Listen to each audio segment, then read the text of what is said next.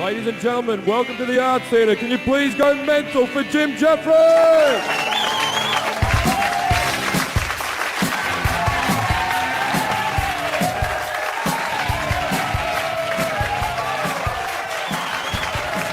Hey! How you all going? Good. Welcome to the recording of my first ever DVD, people. So thank you for coming. Who's seen me before? Give me a yell. Right, who's never seen me? Okay, you do seem like a happier bunch. Well, the show's called 30, man. It's just basically a lot of stories heading up to the age I am now. I just wanted to rip off the 300 posters, so it's really got nothing to do with fucking nothing. There's no point in it. I mean, I get to travel on this job. Actually, this is the third date on the tour. 2 days ago, I was in Helsinki doing a gig, and we got 600 people came to the fucking gig, but only because they were just like going, "Are you the man who got punched in the face?" So good to see you. I love all that shit, though, man. I went to Sweden, man. The Swedish people are the best looking people I've ever seen in my entire life. I didn't see one ugly fucker while I was out there. I think they might be killing the ugly people. Now, I'm not saying they're walking around killing people. I'm saying they're doing it from birth, right? There'll be like a woman giving birth. There'll be like a doctor, and then there'll be like an official guy in the corner, right? The doctor pulls the baby out. He shows it to the official bloke. He goes, "No." The doctor gets the baby's head, throws it in the corner with all the other ugly dead babies. And they're such a rational breed, I don't think the woman would even be upset. I think she'd just be going, "Was it ugly, was it? Thank you for saving me from the shame. It is my own fault, you know. I shouldn't have had sex with a Scottish man."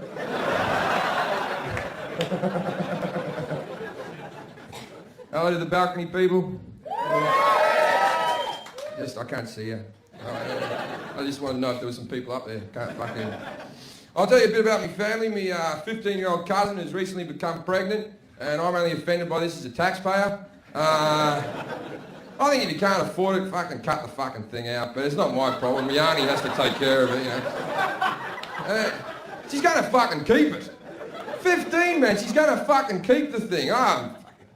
When I went to a rough school, right? When I was 14, 15, 16, no one was fucking at my school. Nobody. Not even the cool kids were fucking, right? We were happy with fingering, right? Bring that back. I can finger a girl in February. That'll keep me going through till fucking August, right?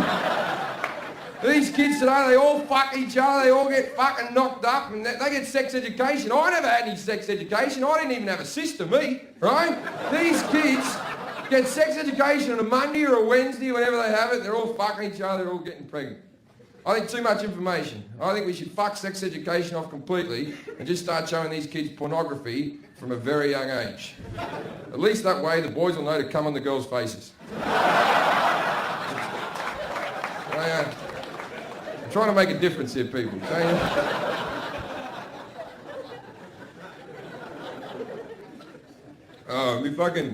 My grandmother died, I think last July or something like that. She was 92, she was meant to fucking die, you know.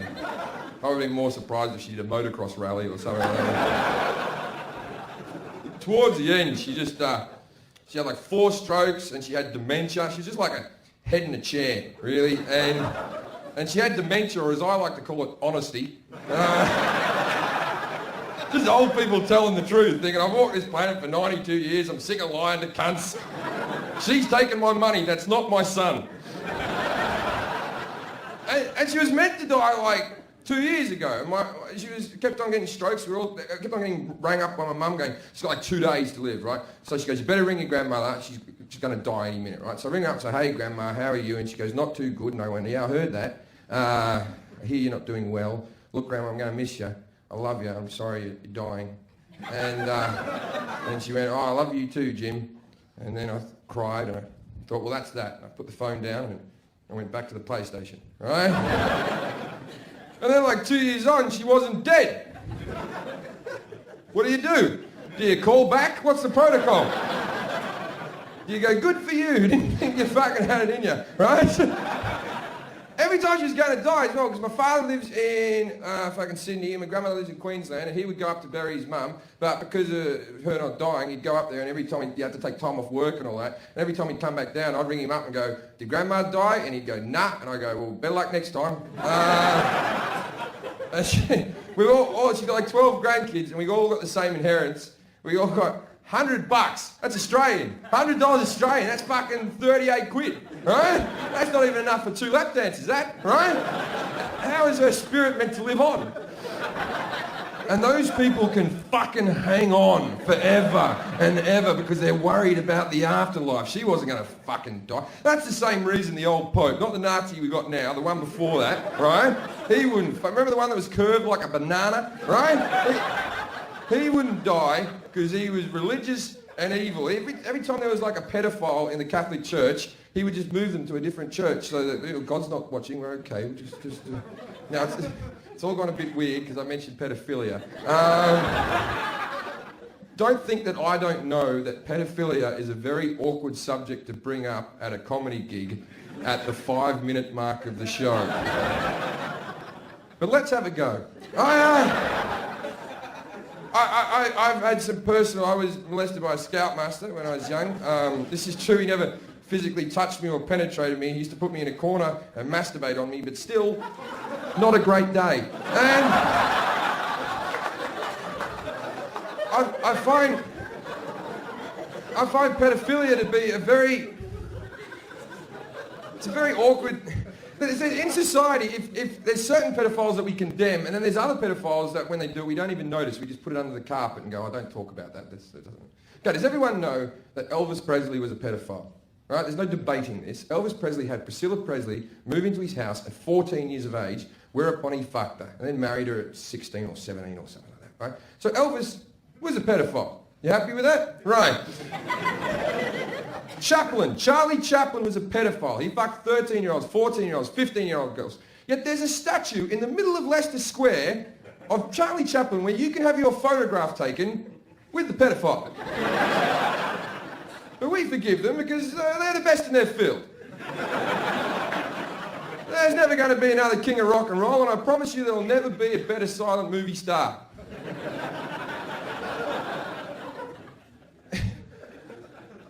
At what point do we as a society go, but they were good? Like, what I'm trying to say is, how talented do you have to be to fuck a kid? Right? Gary Glitter. Dun, dun, dun, dun. Hey, dun, dun, dun. Good song, don't fuck a kid.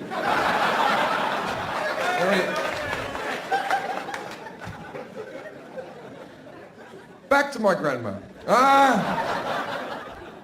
I'll tell you what she's evil, right? When I was 17 years old, I was in a school musical, as you do when you're in high school. You do plays and stuff like that. I was in a school musical, and I got the lead role. And my grandmother came down from Queensland to come and see the musical and stay with us. And she was staying in my room, and I had to kip out in the fucking living room on the couch. So she's there for a little while, and my mum goes, go sing your grandmother a song. And I'm like, you sing her a fucking song. I'm not going to go sing your grandmother a song. I'm not going to sing her a song. And then I hear from my bedroom, is Jim going to sing me a song? And I went, yes, Grandma. And I go, you fucking bitch, man. So I walk in there and I go, what song would you like to hear, Grandma? And she said, Stormy Weather. And so I went, don't know why there's no sun up in the sky. And my grandmother looked at me adoringly, as only a grandmother could look at her grandson singing a song. And then I finished the song and I went, there you go, Grandma. That's your song. And I went to walk away. And as I was walking away, my grandmother goes, I'll tell you a story. And I'm like, of course you'll tell me a fucking story. You've never not told me a story. One day I'll get 38 quid and this will all be worthwhile. Right? What's your story, Grandma? She goes, I used to live in this town called Gympie, which is a real town in Queensland. And I lived in Gympie, and there was a showroom, and on a Wednesday they would have local lads who'd come and sing in the cabaret bar. And afterwards there was a singer who sang beautifully, just like you, and afterwards I got talking to him, he asked me to go for a drive in his car, and he drove me out to the coast, and he laid a blanket down, and we made love under the stars. Now this is she's about 84 at this stage, telling her grandson this. I'm there going, that's a great story, Grandma. And she goes, and then as I was laying there with the moon glistening off my naked body, I looked up at him and I said, sing me a song. And he sang me Stormy Weather. That's why she was looking at me adoringly. She wasn't thinking of her grandson singing a song. She was thinking of Johnny fucking Showtime fucking her on the beach. I'd made this woman wet for the first time in 40 odd years.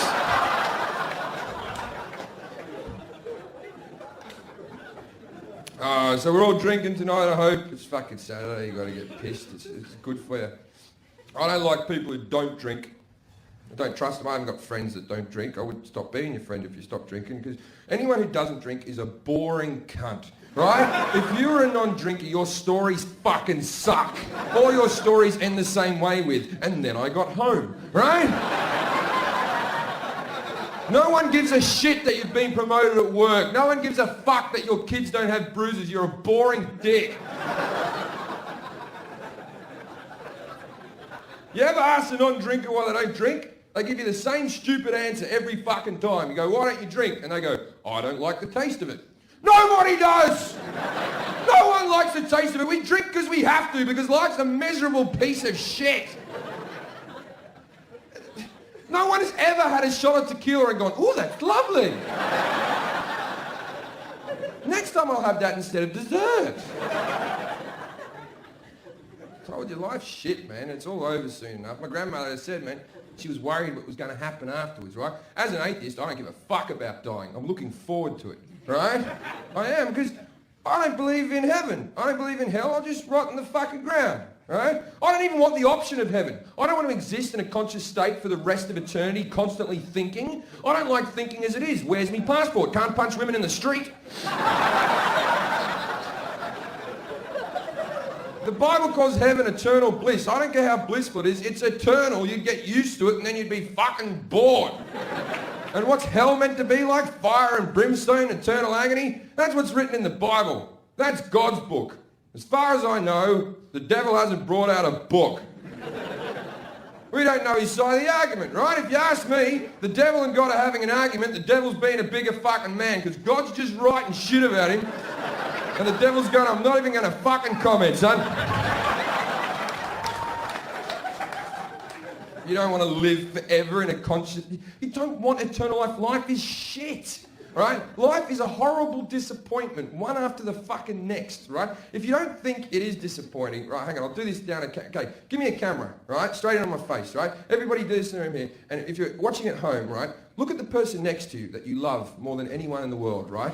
And know that sooner or later, one of you will be dead and the other one will be miserable. It's just something to think about.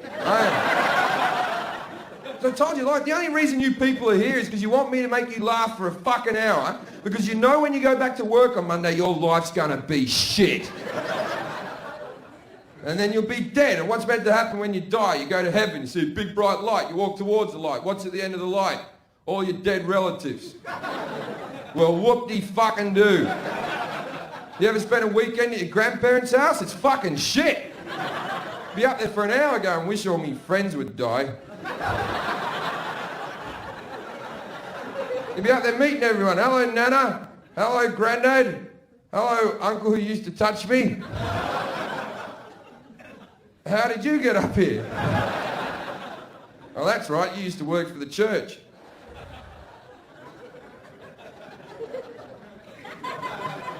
That got a very mixed response. Let's have a think about this, right? I know I've been picking on the Christians, the Catholics, or whatever they fucking call themselves. If you're religious, you're a fucking idiot, right? Point blank. The guy in the cloud and all that, you're a fucking moron, right? Read a science book. Watch a Richard Dawkins documentary, you dumb fucking cunt, right? There is no way creation... What, they just... Adam and Eve fucked each other and we're all... Fuck off, you idiot, right? There was a big ark with two animals. How did the fucking slugs get there in 2 days? How did they get there? They came from the four corners of the earth. These fucking slow-moving animals never would have fucking made it. How were the polar bears mixing up with the fucking gorillas and shit? Now, please do not think that I'm just picking on the Christians. I think all religious people are ridiculous, right? So let's have a go at all of them, shall we? Jews, what's all that about? What's with the curly sideburns? Where in the Bible does it say, if thou loves me, thou shalt look like a dick? Buddy, you fat cunt. Why would I follow you? You look like you can't take care of yourself. Then there's our Muslim friends. The fucking muzzies are mental. Thank fuck the muzzies don't drink, because they'd be out of control if they fucking did. They just aren't a tolerant bunch, the muzzies. Covering women's faces and cutting clitorises off isn't just a bit of culture, right? It's horrible. It's fucking horrible, right? You can't... The teddy bear. Remember the little teddy bear that was called Muhammad? That lady didn't deserve to be... They wanted to kill her and lash her in a fucking square for calling a teddy bear Muhammad, right? Now, if there's any Muslim fundamentalists in the room, right? You see this microphone? I'm calling it Muhammad, right? And it's fucking gay. It's a gay microphone called Muhammad, and all it wants to do is roll the Quran up and fuck itself up the arse. Now, that joke has limited some of my holiday destinations.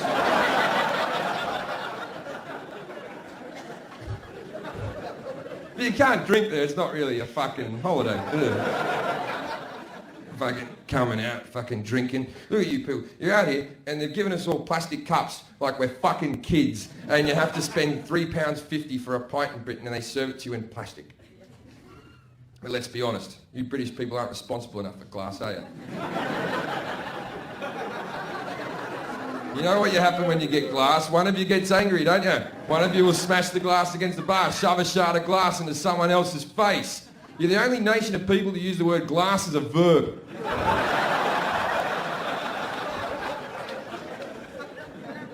Oh, fuck, you come out, go to a nightclub, you get pissed, you go to the toilet, go to wash your hands, but you're not allowed to wash your hands. Why not? Because there's a fucking toilet attendant there. A guy with a metal tray with a whole lot of pound coins on him. A few bits of fucking perfume, a couple of chopper chomps and a bit of chewing gum. And he's ready with a soap. I fucking hate those cunts. I'm not going to give you a pound, mate. I've washed my hands before. I'm fucking good at it, right? It's one of my skills. I'm not the most hygienic guy in the world anyway. I was just sniffing coke off a toilet seat, for fuck's sake. You ever walked out there and not washed your hands? They look at you like you're scum. I'm scum. You work in a fucking toilet, mate.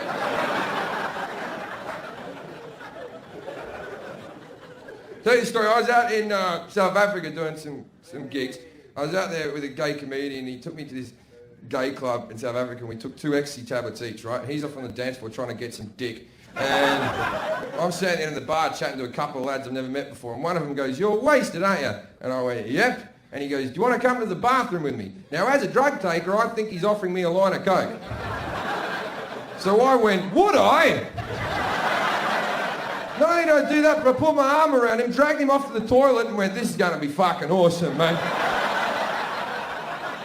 I went into the cubicle first to wipe the seat down. Then I leaned out and beckoned him in. Now, I don't know about all the men in the room, but I know these days when I get my old fella sucked off, he takes a little while to stand to attention. But he must have really liked me, because he walked in with what I can only describe as a great big black cock. He shut the door to the cubicle. There are now 3 people in the cubicle. Me, him, and the great big black cock.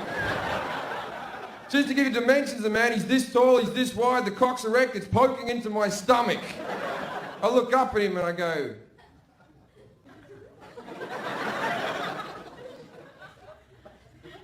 "I thought we were going to do some coke." And he went, "Do you want some coke first?"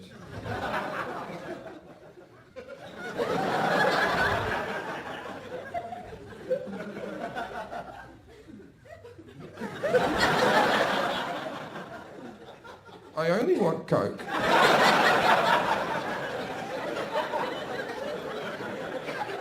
I can see how with your accent you may have mistaken that for cock. Now, I'd like to say that something funny happened after that.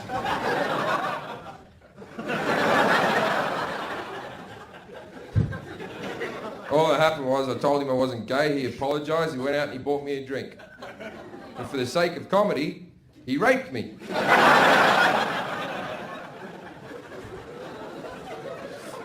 Now, I'm going to talk to you a bit about me dad. Me dad's a weird cat, right? Good guy. He's not a cat. My parents made me get a job when I was like fucking 12 doing a paper round because there was no mines in Sydney. And I had to go around the suburbs and deliver papers. And at the end of the day, I had to go to the news agency and empty all the bins out the back of the news agency into a big metal skip. And it was a fucking cunt of a job. But the only good thing about it was, at the end of the month, they used to throw away all the magazines I hadn't sold. So there was mountains of porn, right? So I would collect these porn mags up, fill me backpack up with them, go home, take the porn mags to school, sell them off for $5 a magazine. I was making more out of my porn empire than I ever did out of the paper round, right?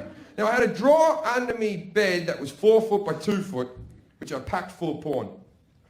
One day I come home, my room's been cleaned, it's fucking spotless, right? First thing I do is I run to the porn drawer, right? I open it up, empty, right? Go out to the living room.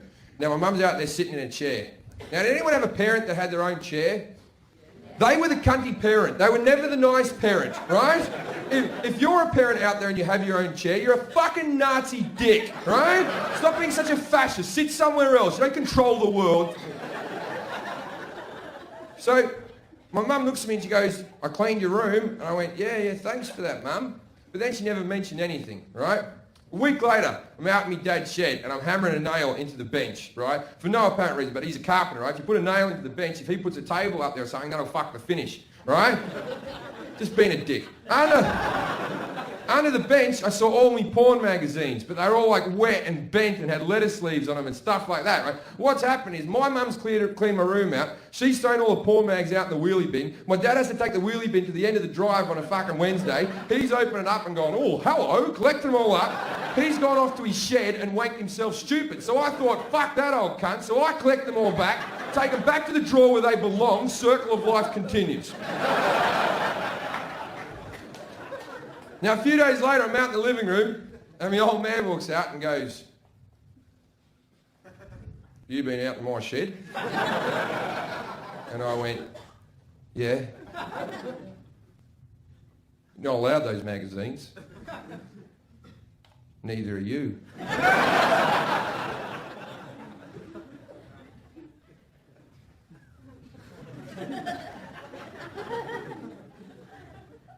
Can I have 4? To this day, if you go out to my fucking parents' house, man, there are 4 porn magazines out in that quality early 90s material. My fucking, this is a good story. When I was at the Edinburgh Festival, not this festival, the festival before, I was having a wank and I felt like a lumpy, fleshy thing on my cock that wasn't a wart or a cyst or anything I'd had previously. And I went to the doctor and the doctor looked at it and sort of went... Another doctor and the two of them looked at it and just... I don't fucking have any idea what that is. So they sent me off to a specialist. The specialist puts my genitals into like a clamping machine. And it turns out that I have a tumour growing on the side of my penis. Now, I go to the doctor, do many people die from this? And he's like, nah, most people detect it pretty quick. They don't leave it to chance. And now, as I said, no one dies from this. It's very rare. And I'm not famous, but I'm on telly a bit. I might be the most famous person ever to have this condition, which means I'll have to become a spokesperson. And I'll be doing adverts going, hi, I'm Jim Jefferies. I'm a comedian. But you know what's not a laughing matter? Dick cancer. Do you know that 2 people die from dick cancer a year? This must be stopped. There are many ways to detect dick cancer. Wanking. That's it, really. Please buy a ribbon. Now, while I was out at the Edinburgh Festival, I was with a girl for 3 years. I never cheated on her, but I did cheat on her twice during the Edinburgh Festival because it's a festival. And when I went to the doctor, I was worried that it was a sexually transmitted disease. I think I'm the first person ever to high-five a doctor when he says he got cancer. I was fucking well up for that. I was like, cancer, fucking yeah! Because you come home with herpes, she'll kick you out of the fucking house, right? You come home with dick cancer, she'll make you a cake or something real nice. And God bless her, I loved her a bit, but we're broken up now. I can say that she wasn't bright, she was a thick girl. She would not have sex with me until the tumour was removed because she was worried it was contagious. I'm like, it's not contagious, it's fucking cancer, all right? Let's just enjoy the width while we have it. You guys know I'm right. You haven't had sex till you've had tumour sex. I said, it's not contagious. It's not like we got it from a tit wank from Kylie Minogue.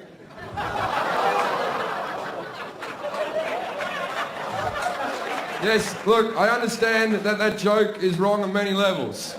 The main level being that Kylie's tits aren't big enough for a tit wank. Even with the lump, they couldn't have gotten that much bigger. Don't be upset with me. I'm a cancer patient. So anyway, I go into the surgery to get it taken out. They lay me down on the table. They put like a metal frame up with a curtain, and the doctor puts a needle into my dick. And there's a nurse, and her sole job is to take all the blood away from the sliced up cock. And there's another nurse, and her sole job is to hold my hand whilst my cock is being sliced up and to distract me from the mutilation. And she's holding my hand, and she looks at me and she goes, "So, I hear you're a comedian." And I went, "Yeah, I'm a comedian. Why don't you tell us all a joke?" "Why don't you fuck off?" And then they put like 6 stitches into my cock. Like, these aren't like the big ones they use like on your head or your arm. These are like tiny, fine, small ones that they use like on babies' arms. And the doctor tells me not to get an erection for 3 weeks. I was fucking moody. I wasn't a good kind of bearer, man. At the end of the 3 weeks, I was ready for my comeback wank. I hadn't even touched my cock. I tried not to think about my cock. My balls had never been so full in my entire life. In fact, the stitches dissolved, and I told my girlfriend they were still not dissolved so I could have a wank before I fucked her. I put some porn on, and I got some lube, right? Now, ordinarily, I'm not that fancy. I'm more of a dry hand sort of guy. But I thought, it's been a while, Jim. Treat yourself. So I lubed up my cock, and I'm talking 5 pumps maximum. Just... And out of my cock came this thick gelatin-like cum. It was like it was trying to make a baby without the womb. And I looked at it, and I swear to God, it fucking looked back at me. So I shook its hand. Anyway, that's all I have to say about dick cancer. Except, don't you think that dick cancer sounds like a war correspondent? Like a guy from the news that you'd really trust? That's just me. I've done gigs out in fucking Baghdad and Iraq and all that. I've been out there, man. It's fucking mental. When you go out there, you realise that the other team don't really know they're involved. Like all the other old wars. You can say what you want about the Nazis, but they always look good, right? You can always pick them out of a crowd, right? This enemy, the Taliban, they don't have an outfit. And I was there on the first day, well, not the first day of the war, the first day I was there, and I was in a helicopter flying over the top of Baghdad with my helmet on, my bulletproof vest, thinking I look as cool as fuck, right? The helicopter window's open, there's a guy with a gun just sort of scouring the ground, right? I look out, I see a little bloke with a handgun just shooting up at the helicopter, just bang, bang, bang, bang. And I fucking freak out, right? I'm like, oh, fuck, we're being fired on. And the gunner turns around and goes, don't worry about it. We're too high up. Those bullets can't reach us. And then he went, hey, look at this. And the little cunt died. And I was like,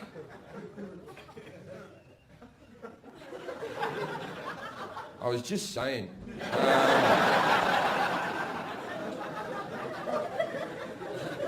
want to upset anyone. Fucking mental, man. I get so desensitized about terrorism now, I don't even care anymore. The first big one, remember the big one where the planes hit the buildings and the buildings, I can't remember what date it was, but the fucking... And every terrorist attack since then, I just fucking, whatever. The one in Glasgow where the guy was in flames and he drove his flaming car into the airport. The first thing that went through my brains when I saw that was, oh, you fucking cunt. Now I'm going to have to put my toiletries in a plastic bag. Take me shoes off, you're wasting me time.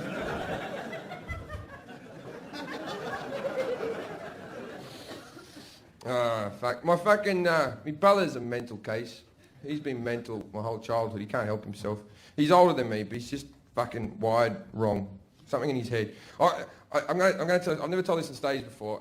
It probably won't go on the DVD, but this is just something funny. Me and my brothers were talking. Whenever my mother's a great big fat woman. She still is. She's 18, 19 stone or something.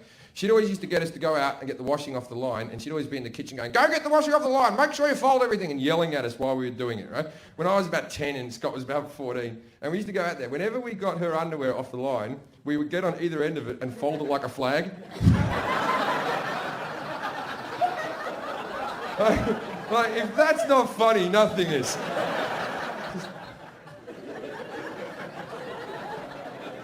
So, one time, me and my brother at home, right? Just the two of us, and he's about 16, I'm about 12, and my mum and dad are out of the house, and my brother Scott is on the couch, and he looks over at me and he goes, "Jim, get me a Coke."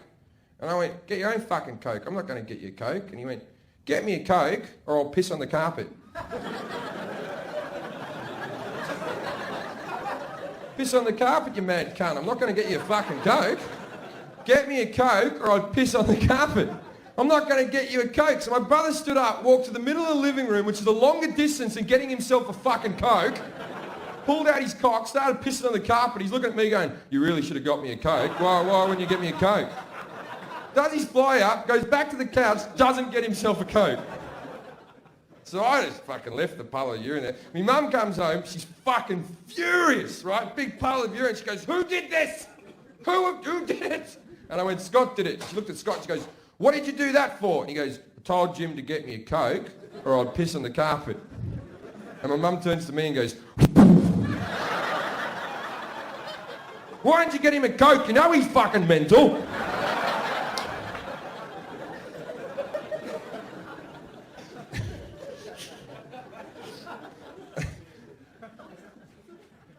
I'll tell you another brother story. This one's a bit sad.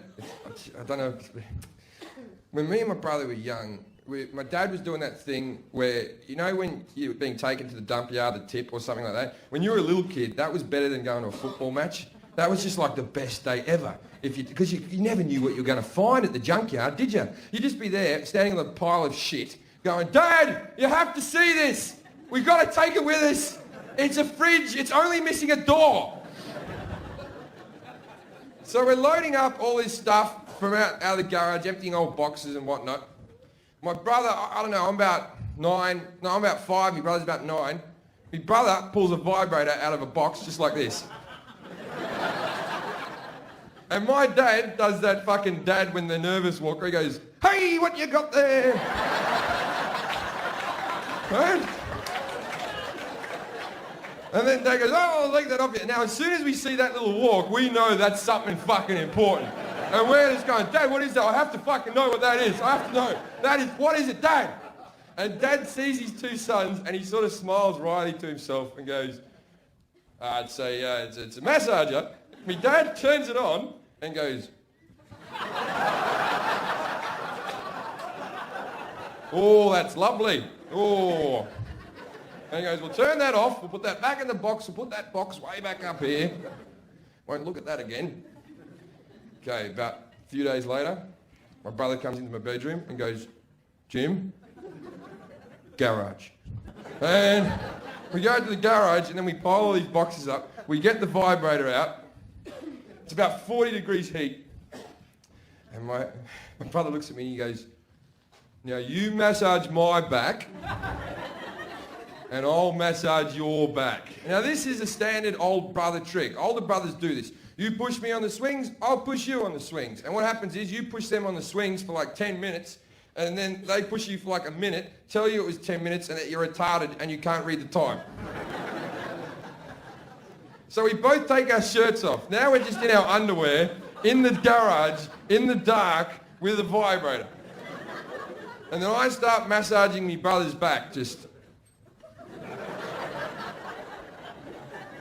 And he's giving it these ones. Whoa.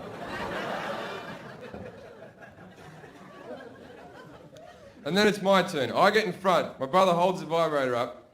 He turns it on and then he drops it on the ground and goes, "You have to put it back up on the top shelf," and then he fucks off. Now, I'm 5 years old. What do? I cry, right? And I pick the vibrator up in the darkness and I just go.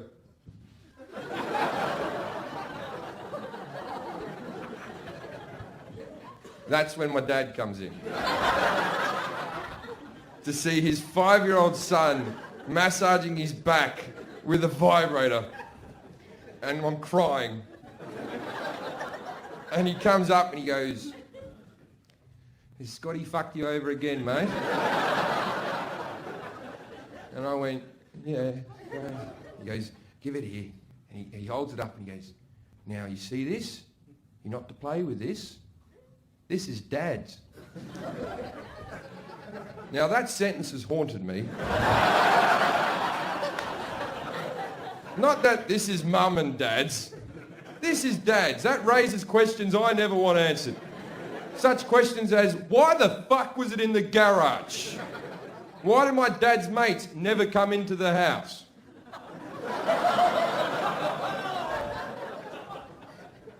I was happy with it being in my mum, but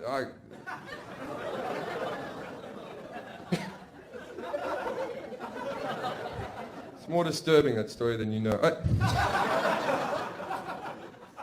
A lot of people find me offensive.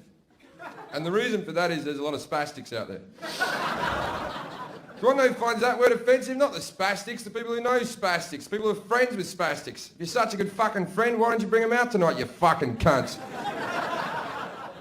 Furthermore, a few years ago, I did 3 gigs for Scope. They rang me up and said, "Jim, we'd like you to do our benefits." And I said, "Are you sure you want me?" And they said, "You're the only comedian who's ever made jokes about us whilst we're in the room. So anyone who's offended, you can go get fucked. I'm spaz approved." In fact, in their review, they gave me 4 oohs, which...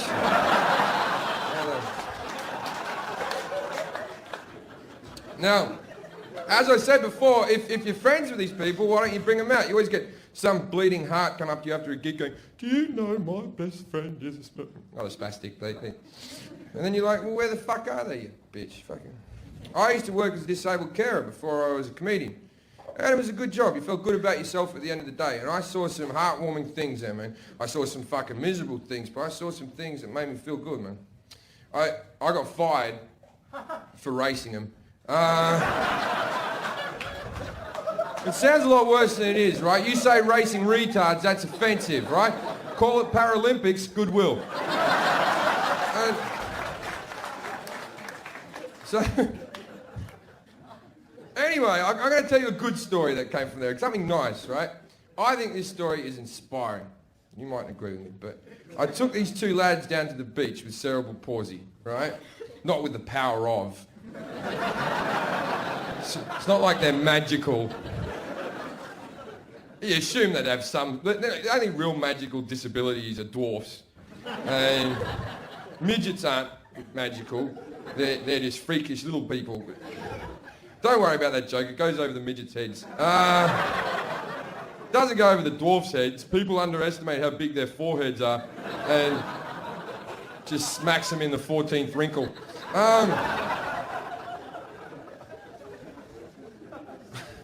Anyway, I took these 2 lads down to the beach with cerebral palsy. And we wheeled them down to the beach, and there's that beautiful moment when you're at the beach and you're just looking at the water and the sand where you're eating an ice cream. You go, how long do we stay here for? What's the appropriate amount of time? It's not like they're going to go swimming. And in Australia, you can sunbake topless. So there's a lot of topless women walking around, and you're not meant to look at topless women when they're on the beach. If one woman in this room was topless right now, there'd be no gig. The show would be over. The room would be freaking out, right? But... at the beach, if a girl's topless, you're meant to just act like this is normal and not look or poke. So, anyway, the 2 lads... This girl walks by with tremendous tits, right? Now, one of the lads who has no muscle memory whatsoever, right, he's all hawkinged up, right? And... a pair of tits walked by, and I swear to God, he fucking locked on. Like a solid fucking... He did not fucking deviate as she went by. And I was thinking, is this some type of therapy that they've never offered these people? Anyway, so I started thinking right now, as an able-bodied person, I can't stare at tits because someone will punch me in the head. But I think, fuck it, I'm going to start staring at tits. Who's going to punch me in the head? I'm the nicest guy in the world. I'm with two spastics, right? So I start staring at tits. Then this big fat-ass woman with just bikini bottoms on, with her tits hanging out, walks by. And one of the lads turns to the other one, and over the course of 5 minutes, but I'll speed it up for you, goes, "There's one for you, mate." Now, it's a lovely joke. It's a joke that we have all enjoyed. Everyone has done that joke with their friends, gone, "That's your wife, that is," and we've all had a good laugh. It's not a great joke, but you know what I found heartwarming, what I found inspiring about that? You know what was inspiring? This guy can't wipe his own ass, yet he's too good for the fat chick. The human spirit, my friends.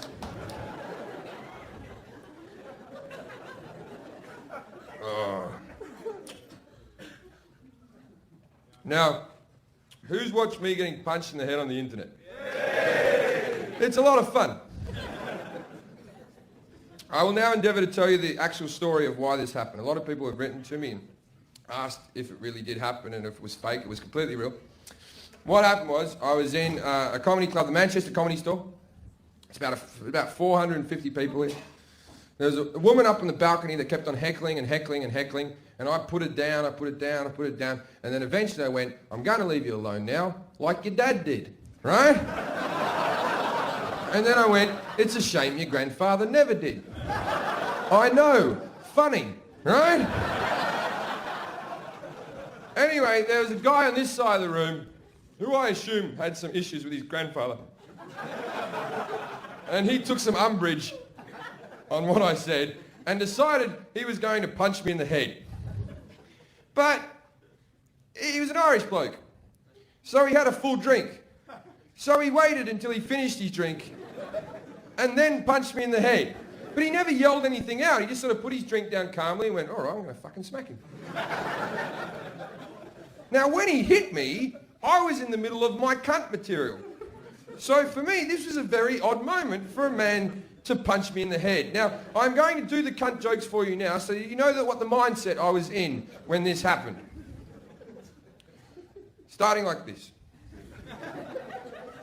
Women to me are like public toilets. They're all dirty except the disabled ones. Every single man in this room will admit to being a bad shag from time to time, whether it be through alcohol, fatigue, or just not giving a shit. There's no woman in this room that thinks they're bad in bed. Do you want to know what? Most of you fucking are. The reason you don't know this is because no man's ever told you, because if we tell you, you'll run off and cry because your spirits are weak. Just because I come doesn't mean you're doing a good job. I'm going to come anyway. Sometimes I come so you'll stop whatever the fuck you're doing down there with your nails and your teeth, just put it in your mouth and be a fucking man about it. I've been down on women, I've made them come, and you get that one woman, she's not coming, she looks at you like it's your fault. It's not my fault, your cunt's broken. When I was at university, I fucked a chick and all of her friends walked past me and did that. And women think that's the funniest joke in the world. Well, that's not funny, that's hurtful. Next time you think about doing that, imagine you fuck a guy and all of his mates walk past you and go, "You'll never do that again." And you think by doing this, you're teaching me something I don't already fucking know. I'm well aware I've got a small dick. I've measured it. I know how big my dick is to the millimetre. But does any woman in this room truly know the size of their cunt? None of you. And none of you will ever know for sure, because no man's going to tell you, because we're good people. I know what you're thinking, he's not talking about my cunt because it gets a bit sore during sex. That means fuck all. I've been down a woman for 20 minutes, it's wide open, it's flowing like the Murray River. I put the tip of my cock in, they go, "Gentle, gentle, gentle." I could shove my fucking head in that.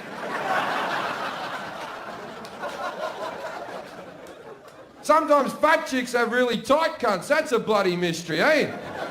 I think it's because all the fat's pushing it inwards, or when you're fucking them, you just rub it up against thighs and you never actually reach the cunt. That's why doctors say fat women have to lose weight to get pregnant. And that's when I got punched in the head. All right, drop it down, start the film. What's happening? There we go. I think it's because all the fat's pushing it inwards. Oh, when you... Oh, hang on. Pause. Now, as you may have already realised, I'm a great fighter. You may not have seen the subtleties of what went on there. First punch, I blocked with my face. Then I went into my crouching ninja position, allowing him to punch me in the back of the head, which is the hardest part of the human body, hurting his hand. Now, let's tell about all the characters that are on stage at the moment. The man on the ground bent over, that's me. I'm cowering. The one standing over me is the man hitting me. The other man, he isn't security. He's a punter, just like you people who came to my aid. And I will love this man to the day I die, but not because he helped me, because if you look in his hand, he's still carrying his pint. He, at no stage, thought that he couldn't have a fight and drink. Now let's play a little bit more footage, please. Stop! We have some new characters. I have already left this scene. I have walked off to the door over there, where I have entered back into the dressing room with a black eye, whereupon the other comedians have gone, how did it go? And I went, it could have gone better. Now, the new people who have arrived, we have a new skinny man who's throwing punches. There's a man in a black suit in the middle there who is the actual security. And the other lads are just punters who are up for a fight. It's Manchester. Now, you see the guy on the left there? He's brilliant. Because in a moment, what's going to happen is the security is going to hold the man who assaulted me and go, all right, I've got it all under control. And he's going to go, but I've got a clear shot. And the security guy's going to go, yeah, mate, we've got it under control. And he's going to go, oh, come on. And the security guy goes, go on there. Ready? All right, so keep your eyes on him, the man on the left. Play the film.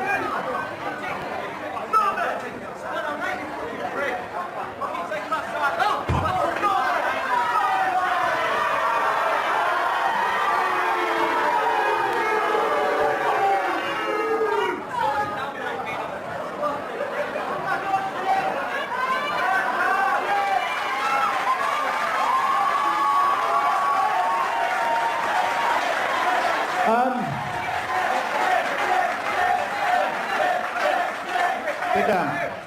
I think, ladies and gentlemen, hang on. I think, all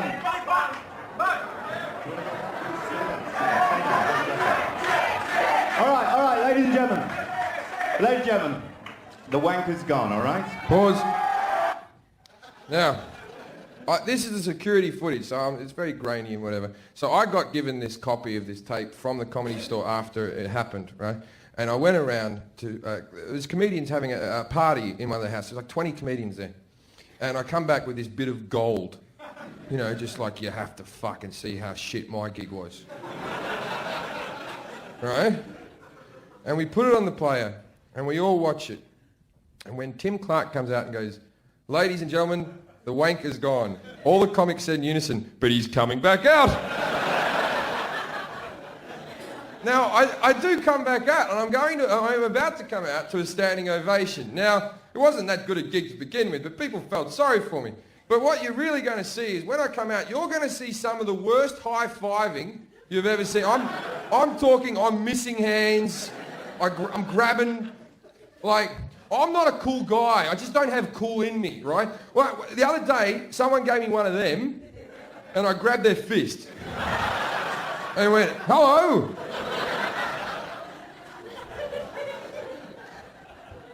You'll know what I'm talking about in a second. Play the tape. All right, that's not going to help, really. All right. But Jim is going to come back and finish his set for you. So, if you don't like it, you can go. But if you enjoy Jim, stay, because he's going to do another 5 minutes. And please...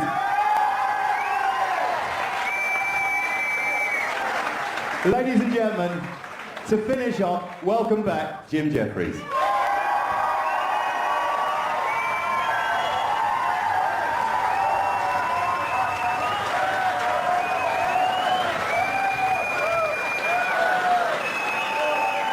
Pause. It's a weird thing. I can watch me getting punched in the head over and over and over again, and I'm completely fine with it. But this?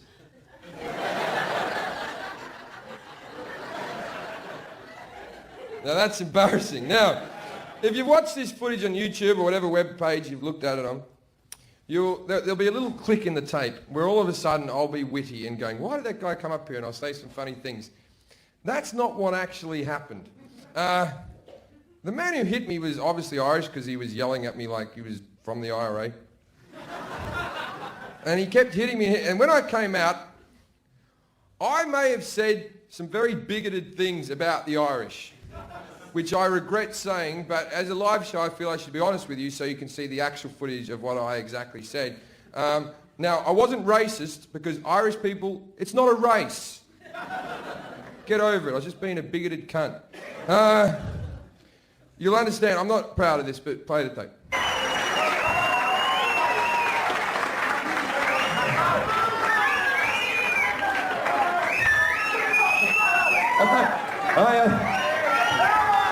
Fucking Irish people, eh?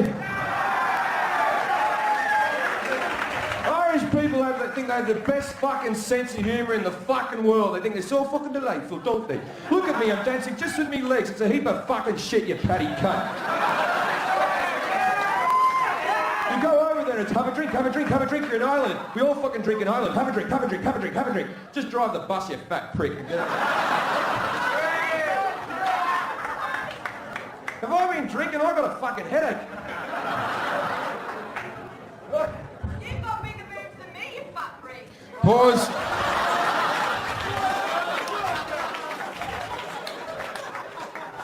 We may have edited that bit out as well. Not everyone was happy to see me come back out on the stage. Some people believed me to have big tits, you fat prick. Now, we're not going to play the rest of the tape now. If you're watching the DVD, it'll be on the extra features. What? Let's back up. Take my top off. See, the thing is, ordinarily I'd have a witty answer, but I've recently lost a bit of weight, so I'm not ashamed to do so. Really, is this where you've come? Is this how far we've travelled together? You want to... There's Stringfellows is 20 metres from here. You want to see a fat, pale Australian?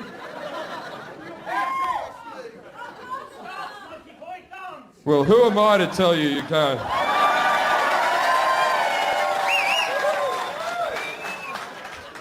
That's the biggest cheer you've given me all night!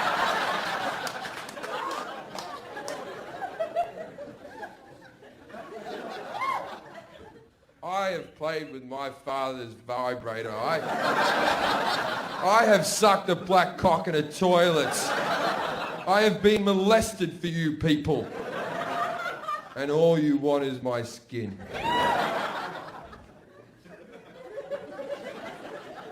Well, that's what you're going to do. This is weird. Okay, we're wrapping up right now. We're going to be out of here in a second. Last night, on a Friday, the room was all men.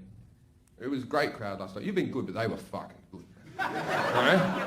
And it was all men, angry young men, and it was like fucking testosterone city.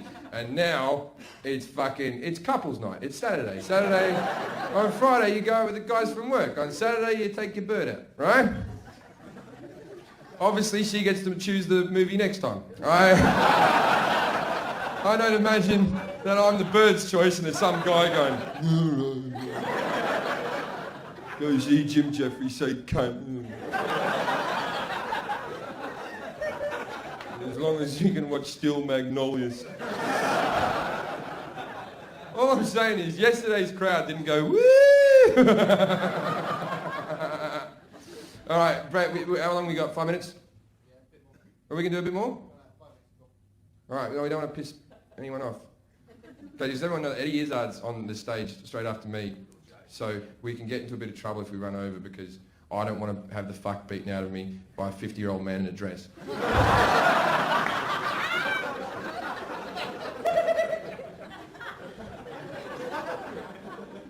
Don't think he wears a dress anymore. I'm going to see him in the stairs going up. He's probably staying there. I'm going to go, a bit of a laugh.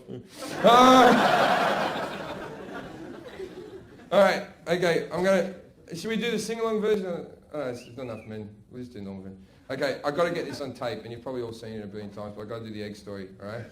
Okay. So, if you have, this is what happened yesterday. We did the, fucking undid me belt.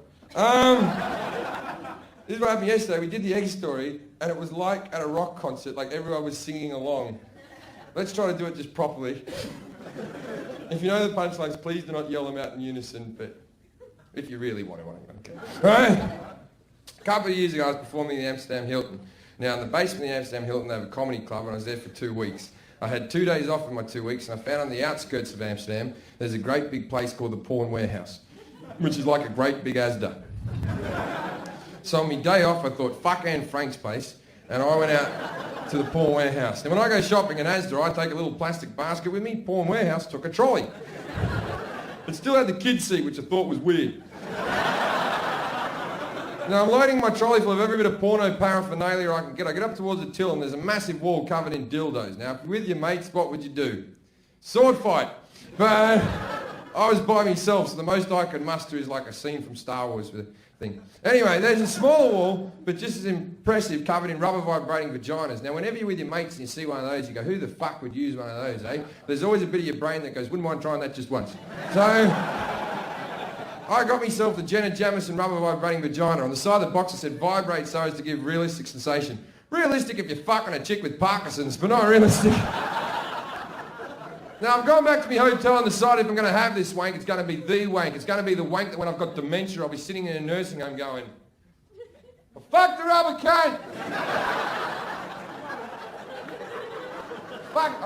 Fucked it! So I put all my porn mags down one side of the bed, I put porn on the telly, I got the rubber cunt out, had a vibe. I put... Hang on. I'm going to fuck it. Put the vibrating egg in the end in the corner of my control, I turned it on, I'm fucking it. Now it felt pretty good, but I couldn't enjoy myself because the only thought going through my head was, if you die right now, this is how they're going to tell your mum they found you. Now, as I'm fucking it, I don't have a big cock or nothing. I think the rubber cunt was faulty, right? But as I'm fucking it, the latex on the top just sort of tears and the egg falls out the end. And I'm pretty upset because it's not like I can take it back to the shop, slap it on the counter and go, look at that. I bought that an hour ago. Went home and fucked it. Now that cunt's broken.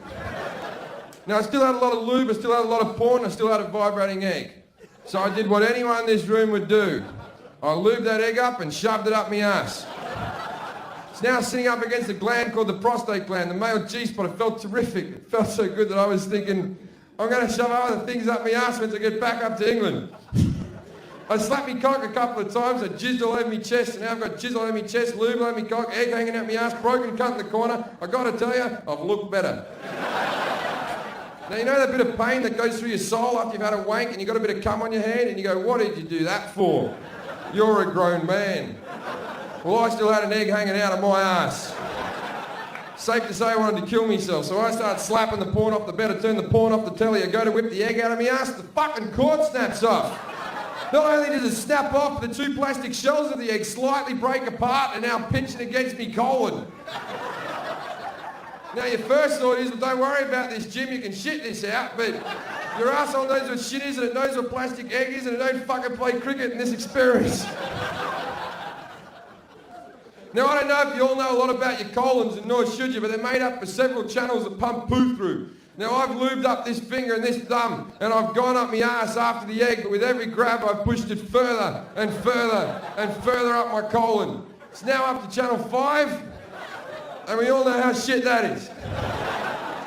My next thought was to get a whole lot of high fibre food, make me poo really solid, and push the egg out through pressure. Very similar to when Augustus Gloop got stuck in the chocolate tube and Charlie in the Chocolate Factory. I was working on Wonka method at the time. I could have done with an Oompa Loompa with a plunger. Now we have to get going, so let's just jump forward to day number 3. I decided if it was up my ass for another day, I was going to go to hospital. My biggest fear was going to hospital in a foreign country with my accent and going, you'll never guess what's happened to me, mate. But being Holland, there's a good chance you could go, you have an egg up your ass? Go join the queue with the other Australians. On day number 3, I had a Chinese dinner, and I kept me chopsticks. Now I've gone back to the hotel. I've bent over. At this moment I've thought to myself, you probably should have gone to the Anne Frank Museum. I put one chopstick on top of the egg in a crowbarring fashion. The other chopstick I used to widen the hole.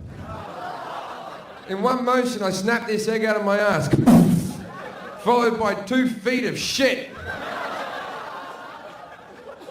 It was at this moment I thought to myself, should have done that in the bathroom.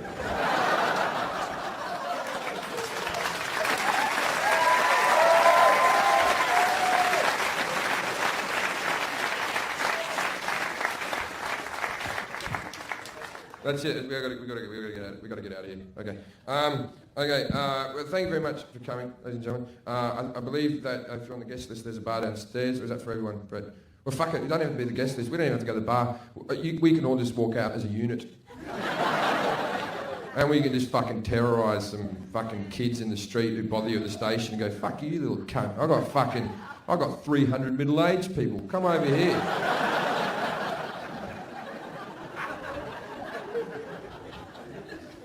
I wanted to do sluts and studs, Brett. I can't. Huh? Right. We'll finish on this joke. Okay, I've got this new theory, right? Every time a woman sleeps with a lot of men, she's called a slut. But if a man sleeps with a lot of women, he's called a stud. And people have always said this is unfair, right? I'm here to tell you it's completely fair. I'll tell you why. Because it's fucking easy to be a slut. It's fucking hard to be a stud.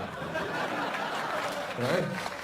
There are fat, ugly sluts out there. There are no fat, ugly studs. I have met slutty dwarfs. I have never met a stud dwarf. Maybe in their own community, but none that have ever crossed over. To be a stud, you have to be good-looking, charming, a good liar with a fake job. To be a slut, you just have to be there.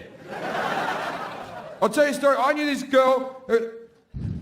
I went out with her, and her biggest claim to fame was that she went backstage and fucked an entire member of a very famous band. There was like 5 of them, and she fucked all of them. And I said, why did you do that for? And she goes, well, they're my favourite band, so I let them.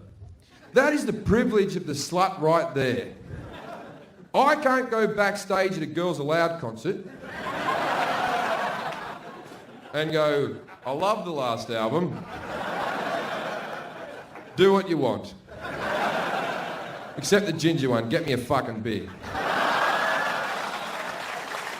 Ladies and gentlemen, thank you very much. See you soon. Bye-bye.